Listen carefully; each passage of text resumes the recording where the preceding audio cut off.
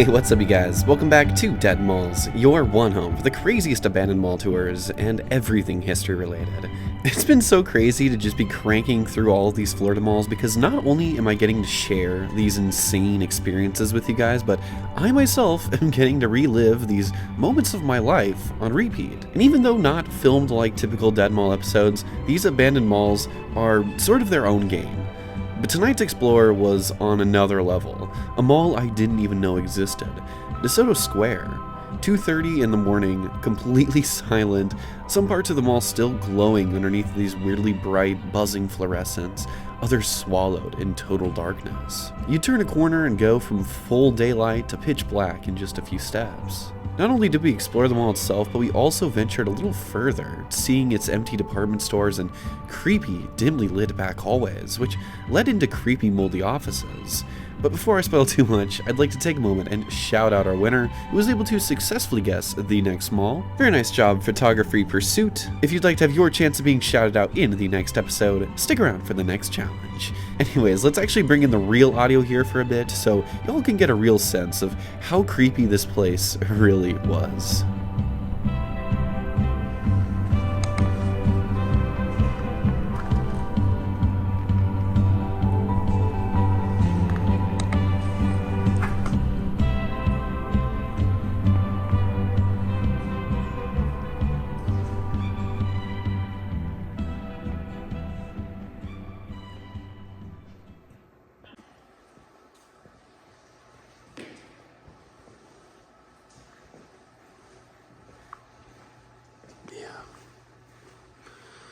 People have unfortunately started to get into this mall and graffiti it. There's a little finish line.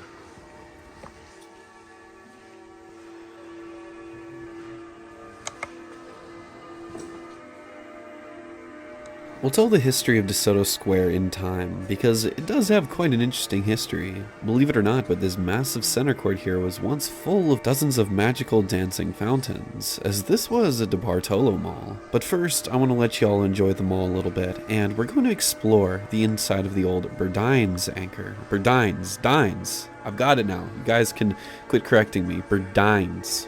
Should have looked that up before making the last episode, but it's whatever, it's fine. Burdines. This is creepy.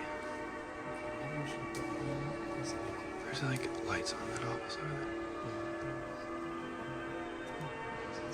Yeah, I got you.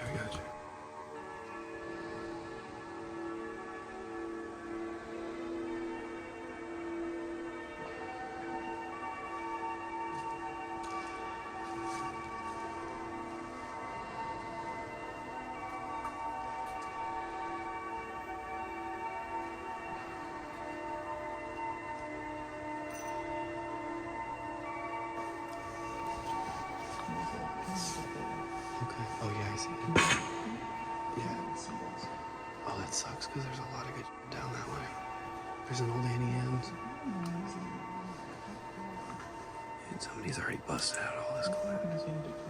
I don't know, dude. Oh, there's so much stuff down there. Let's check this out. In here. I got this light.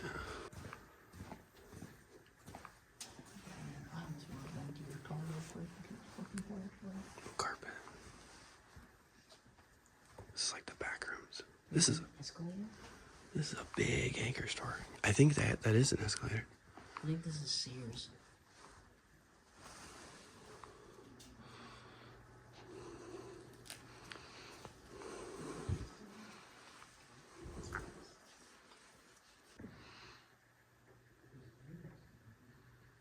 I guess my brain wasn't really putting two and two together in the moment, but remember these movie chairs, these movie theater seats for the future.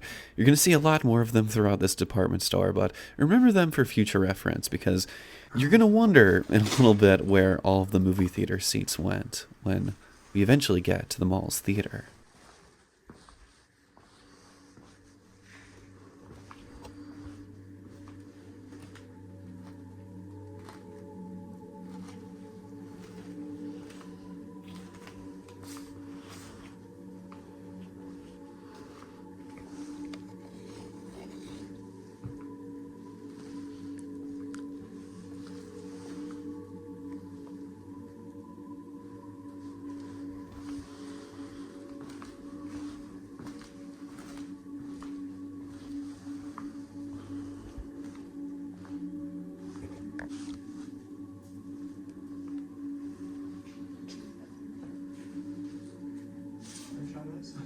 extinguisher in view. That's perfect. DeSoto's story begins as far back as 1971. As in November of that year, the Bradenton Mall Corporation bought 100 acres of land along Highway 301 and Cortez Road for the construction of a new major shopping mall in the suburban city of Bradenton, Florida. Clearing of land and construction officially began in 1972, with an opening date planned for the following year of 73. Originally to be called the Bradenton Mall, this name was later scrapped as the mall was just outside of city limits. So instead, the name DeSoto Square Mall was picked. Named after the famous Spanish conquistador who came to the very land in his 1539 expedition to find gold and other riches. He was not successful and died 3 years later of malaria by a river. But hey, at least they named a mall after him. Constructed by the Edward J. DeBartolo Corporation, a premier name in shopping mall construction, locals eagerly awaited the massive complex to open, which grew larger and larger with each passing day as its grand opening neared. It's Bevan Mike's Emporium. Let's look at the sign right there.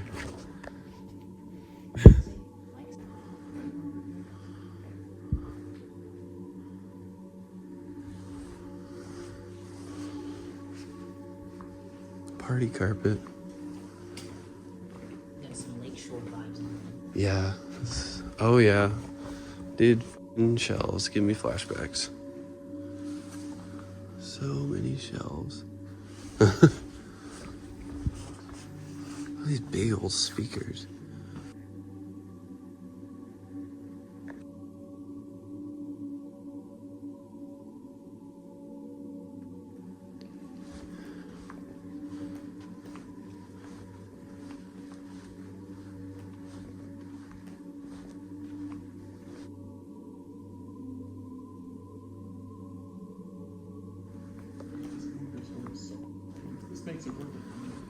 It's so pristine, dude.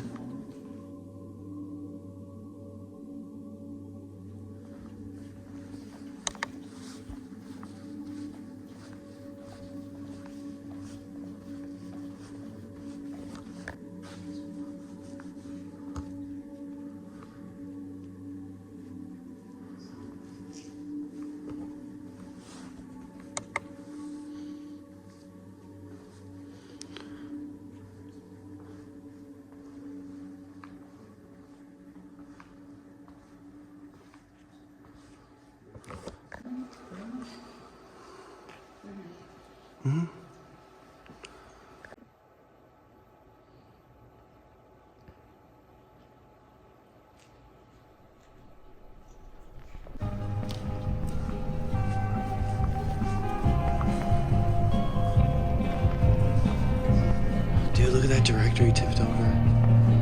That'd make a hard shot, but I can't get out there.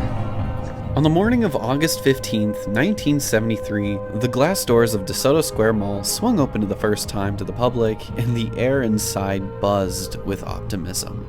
And if you'll allow me, through the use of dozens of amazing historical images of the mall, I'm gonna try to paint a picture for you of the magic of grand opening. The interior was bright, the floors gleaming terrazzo tile and soft tans, illuminated by the many overhead skylights that let in natural daylight. A modern luxury for Bradenton residents. Storefronts lined wide promenades, each with their own brand new signage, colorful neon trims, brushed aluminum frames, large display windows beckoning with mannequins dressed in the season's fashions, and big grand opening banners fluttering overhead. At the heart of the mall's boulevard of shops, two rounded plazas centered on cascading fountains, becoming its visual anchors. Water arched gracefully in glistening jets, splashing into the circular basins surrounded by a glossy tile trim. Around the fountains were low planters with tropical greenery, palms, ferns, and broad-leafed vegetation, bringing a touch of outside Florida in. Try to imagine it, the sound of water creating a gentle hum of calm amid the bustle of people, radio muzak piping from overhead speakers, and laughter in the air. Adding to the ambience was a statue of Hernando DeSoto himself, standing prominently in his own planter pedestal near the center court, a bold bronze figure of the explorer with one arm raised, surveying his surroundings amid a fleet of mini sailboats. Though the statue perhaps echoed the local DeSoto name more than any literal link, it gave the mall a sense of history and regional identity, a nod to the past even as the shopping center looked firmly to the future. As the opening day crowd swelled, more than just the anchors were on display. The mall's interior was a kaleidoscope of smaller tenants, some 37 inline stores already operating. In the anchor wings, you could see the entrances to the mall's largest stores, with familiar names like Sears, locally based Moss Brothers in the center, and JCPenney slated to open in January of 1974. The fourth anchor, Montgomery Roberts, would join shortly after opening in November of 1973. Shoppers that day strolled slowly, hands full of shopping bags. The picnic tables and benches placed alongside the planters invited lingering conversations and people watching. Children tugged at parents, pointing to toy stores, shoe stores with bright displays, and gleaming anchor entrances. Stores like Camelot Music, Orange Julia's, County Seat, Radio Shack, Parkland Hosiery, Foxmore, Baker's Shoes, Gordon's Jewelers, and Hot Sam all dotted the mall's layout. In short, the opening of DeSoto Square Mall felt like more than just the launch of a retail center. It was a milestone for the region. The aesthetics, from fountain to planter, from gleaming floor tile to tropical greenery, communicated a confident modernity. It promised convenience, comfort, air-conditioned escape from Florida's heat, and a new kind of communal outlet. A one-stop destination for shopping, socializing, and leisure. Many locals would remember that first day not just as we went to the mall, but as we were a part of something big.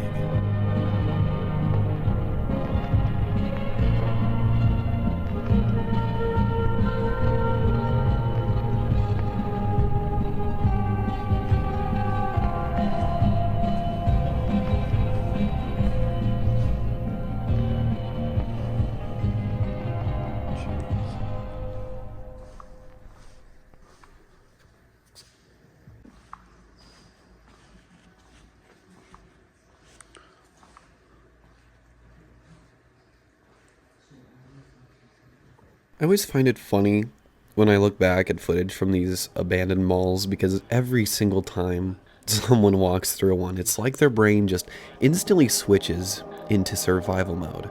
Gone are the crowds, the noise, the construct, the order, and what you're instead left with while wandering through these eerily empty, uninhabited worlds is a hot and slightly dangerous mix of primal fear and fascination. It must trigger some kind of primitive instinct in us, like our inner caveman wakes up and goes, "Alright, stay alert, something could jump out at any second." And honestly, it's not totally wrong. I've said this in other abandoned mall videos in the past, but these places are really like modern-day lawless zones. You never quite know what could be waiting around the next corner, and that's exactly what makes exploring them so fascinating. Just a little bit terrifying. But why do we always go straight to that fight-or-flight mode, though? Are we all really that scared deep down? Maybe it's not the fear of the dark or even what might be hiding inside of these places, but maybe it's a fear of what they represent. Because if the order were ever to fall, if society ever slipped into decay and the world around us started to look like this, endless empty halls of what used to be, then maybe these abandoned malls are more than just relics of retail. Maybe they're a glimpse into a future we don't want to believe could actually happen. Places like this force us to imagine what life would look like if all the lights went out for good. When the hum of the air conditioning stops, the crowds vanish, and when the order stops. All that's left is silence, the echo of what used to be normal. So maybe that feeling we get when we step into a dead mall isn't just fear. Maybe it's recognition, a small, uneasy reminder that the line between order and emptiness might be thinner than we think.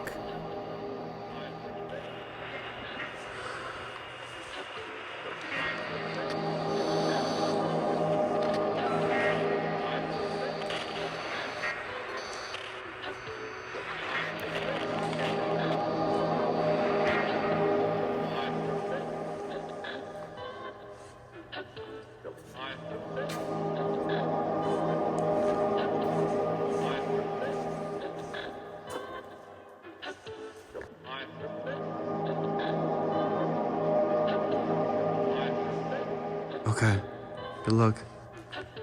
I'm not even gonna bother. I'm gonna try to stay away from the camera.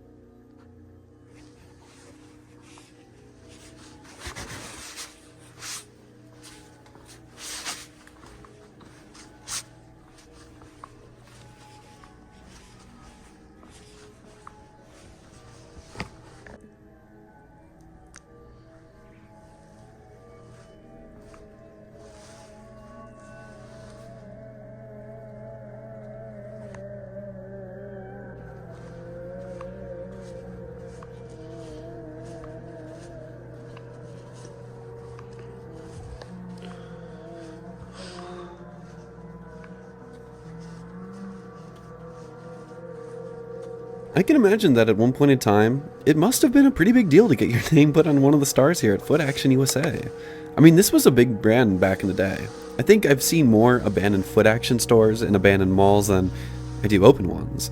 And I'm blanking on when they would have disappeared from the retail landscape, but I mean, think about it. There has to be someone on this earth at one point in time that was just clawing their way for a spot on the floor there. Yes, what good that would do them years later down the road.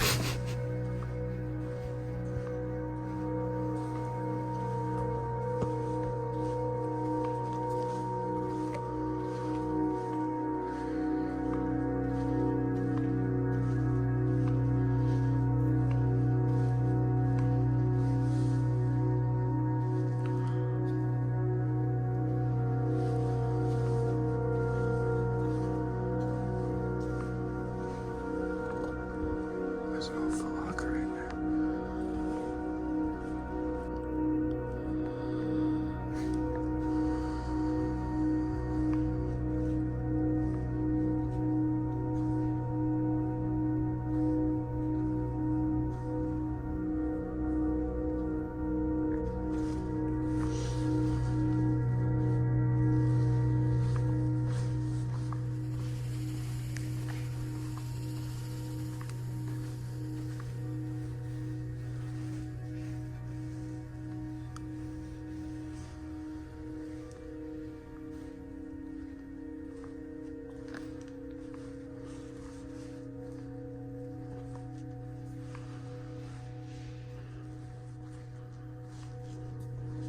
Now, if it was daytime, you could actually see through these skylights, but you can still kind of see the warped reflections of some streetlights out there, which, I don't know, it was just a bit cozy for me, I guess.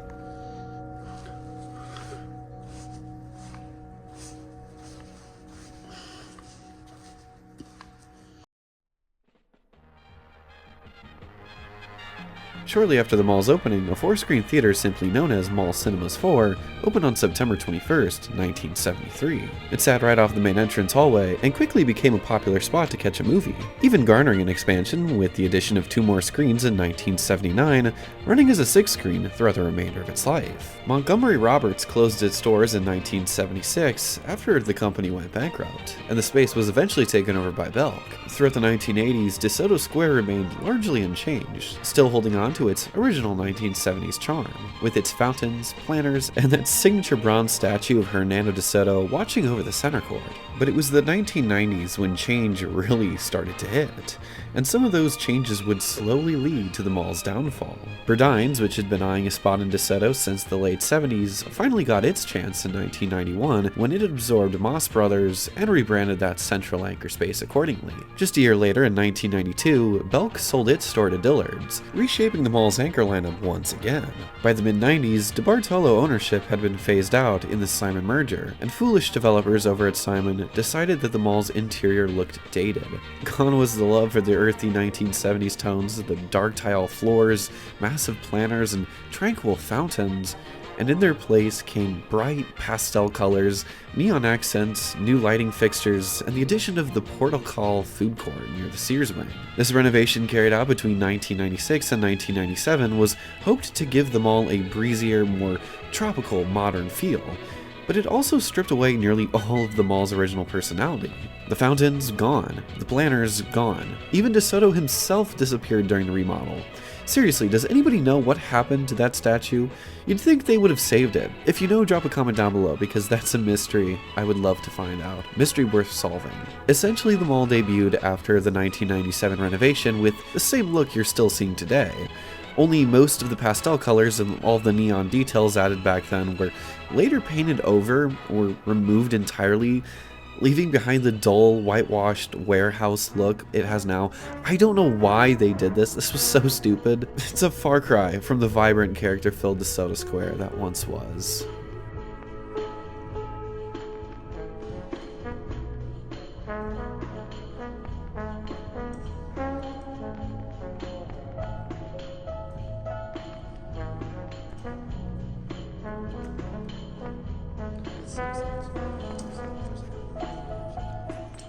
Now we're going to take a pause on the history before we get to the downfall of the mall, the 21st century, as we all wanted to see what we could do to explore the mall's entry wing, once containing Dillard's, the movie theater, and a ton of weird little small stores that all feel extremely outdated and old school, and probably one of the coolest back hallways ever.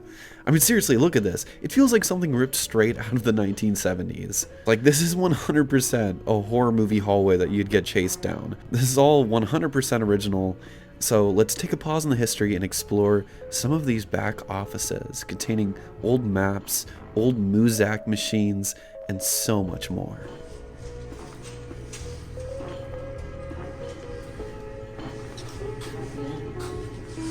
Oh, old Macy's.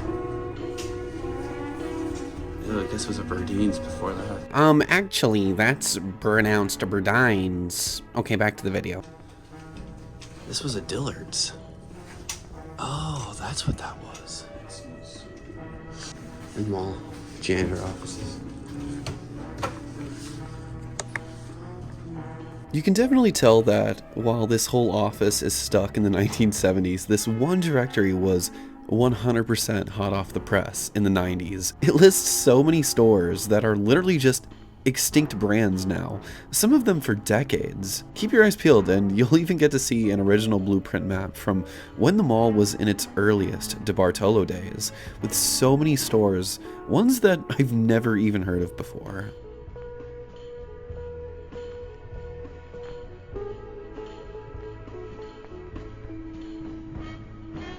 That is so cool. Oh. Commercial message system for Muzak. The ad cast of 1200.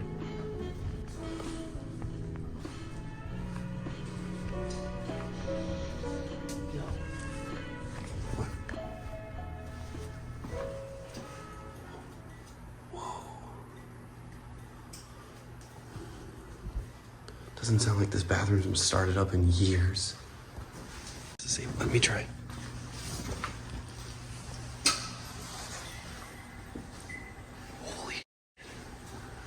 What the hell? Out of order. Why are there pink toilets? Whoa.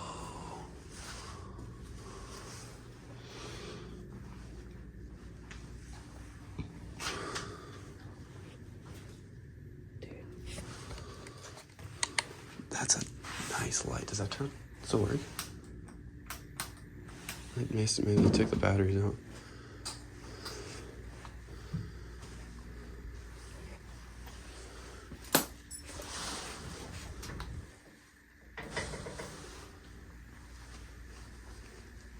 Well, they got a ton of first aid shit here. Whoa.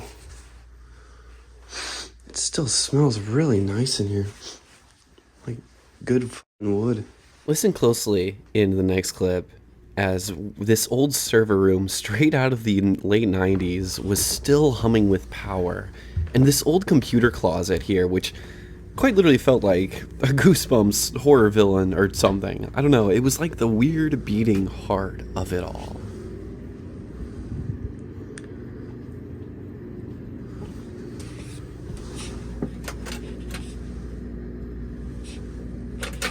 All of this stuff is still working.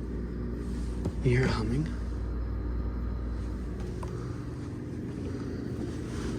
This freezer is all rotted, but it's still running. Dude, this is crazy. I got 28% left on speed running. Oh my god, dude, everything's left in here. One of the eeriest, yet fascinating parts of this whole experience, this whole explore, was these offices. Everything left behind, papers still scattered across desks, half trashed, and yet, somehow, the power was still on. You could hear this low electrical hum echoing, the computer closet obviously being the beating heart of it all, no doubt still running some version of Windows 98. And then in this one office, there was just this one dim fluorescent light, still barely buzzing, just crying to be put out of its misery. I don't need my fucking light. Look how creepy this is. It's dark out here.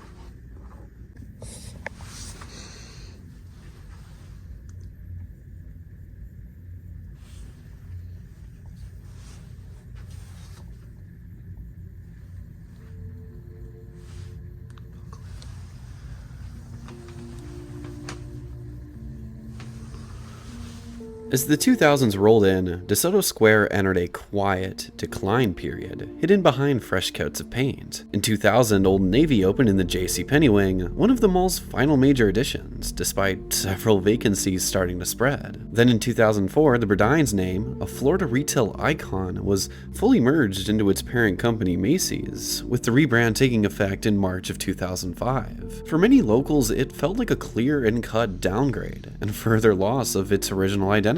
As the Great Recession hit in 2008 and 2009, DeSoto Square limped along, but took heavy damage. Several longtime tenants closed. Foot Locker, Walden Books, and even Old Navy, which was still fairly new, would close. The biggest loss, though, came when Dillard's, the tallest and most prominent of the mall's anchors, right at the main entrance, shut down. Its closure left a massive empty shell that quickly dragged down the rest of the structure. In 2010, the vacant Old Navy space briefly found new life as Saturn V, a small family entertainment center, one of the last attempts to inject energy back into the mall, but by then, DeSoto's slow death had become impossible to ignore.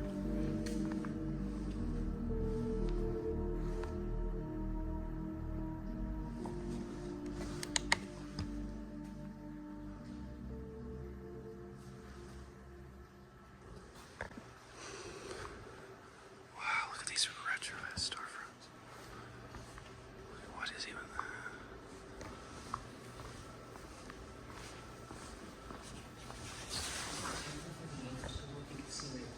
that? Okay. Oh, wow.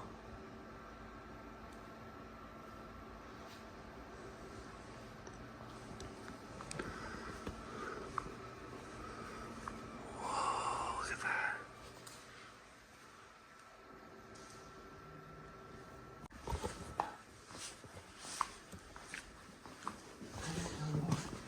You got no more? Oh, heard. Okay. I just want to see what's back here. Look at this. What the f? I don't even need my light. There's one. Yeah, with the Christmas stuff. Oh, that's what I was seeing. I thought this was like a storeroom. Oh, this makes so much more sense. These were the theater rooms.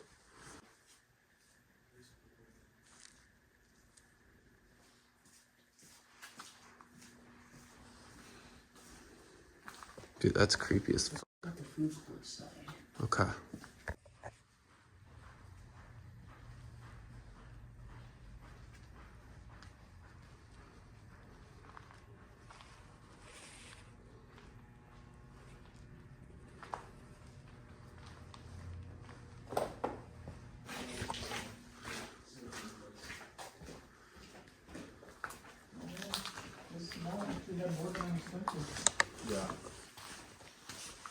Sorry, I'll get out of your way. Ooh, that's a little master cut, or no, trade secret. And what the hell is this? If the door's wide open. This is like a store straight out of 1970s. What the heck?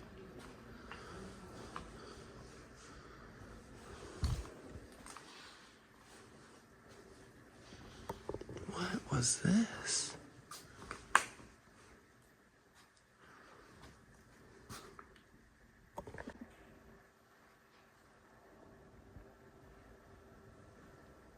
This part of the mall, in my opinion, felt the creepiest. The constant hum and buzz of the lights, or whatever that sound was, echoed throughout the halls. All of these old, strange-looking stores with their gates half open were so creepy. They looked almost like mouths trying to lure me in and swallow me whole.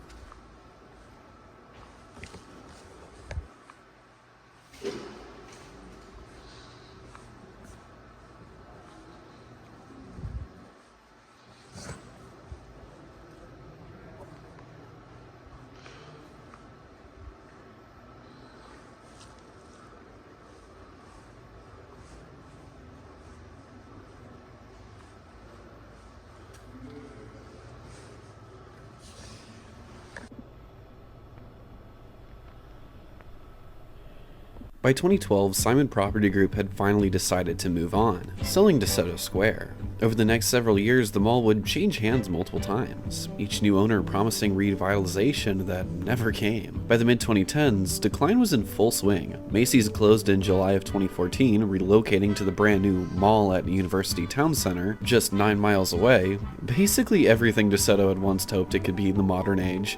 And just a month later, DeSoto's movie theater, then operating as a dollar theater, shut down as well, leaving yet another gaping hole in the lineup and one of its greatest attractors empty. In 2017, the mall was sold once again, this time to DeSoto Owners LLC for $25 million, with big talks of renovation and development. But like so many times before, these plans fizzled out almost immediately, and they were followed by another blow.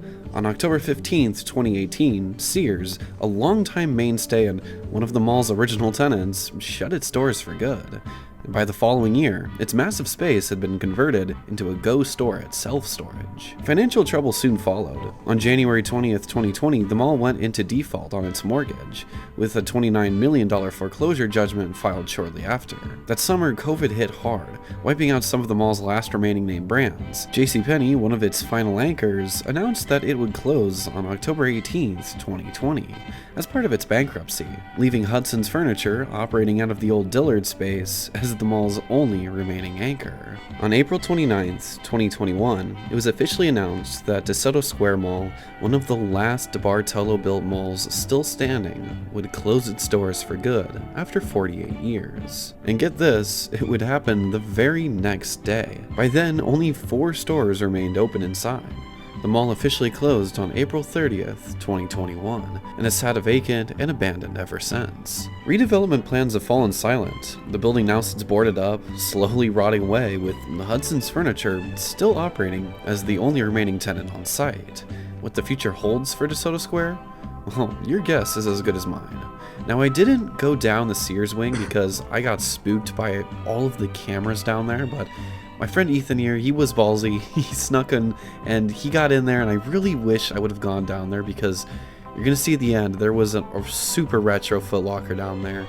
I didn't know about that. If I knew about that, I probably would have gone, but here's some of his photos. If you guys want to go see the Sears wing in the food court, go check out his video, but for me, that's the end of DeSoto Square Mall. I really hope you all enjoyed tonight's episode and mall as much as me. I've seen some people complain about the more urbex style of Dead Mall episodes we've been doing lately, but y'all gotta trust the process and understand that the formula was getting so boring for me before, so I really don't care to hear your complaints. These videos have been an absolute blast to make, and we aren't even halfway done yet. If you enjoyed tonight's video, consider liking and subscribing, as it helps me out so much, and it means that you won't miss out on future episodes. In the next one, after camping on a beach, we traveled north, leaving Florida temporarily to see a super tiny abandoned mall, not known about by many, in the rural parts of southern Georgia. Guess which mall we'll be at, and I'll shout you out in the next episode. But until I see you all then, have yourselves a lovely evening, and peace out you guys. See you later.